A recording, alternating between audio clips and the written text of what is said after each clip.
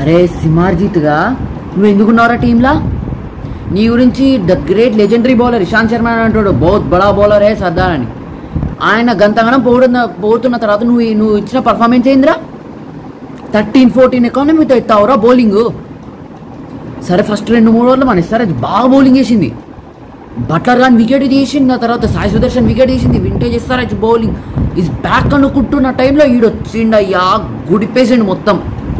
20 రన్ల బౌలర్ల పిచ్ మీద 20 రన్లు ఇస్తాడు ఎవరన్నా? అరే ఉండకరా టీంలో. అండ్ ఎస్ఆర్హెచ్ మేనేజ్మెంట్ నేను ఒక్కటే తెలియజేస్తున్నా ఒక ఫ్యాన్గా, సిమర్జిత్ని తీసేయండి, impact player. Please bring back Rahul Chahar, he deserves more chances then him.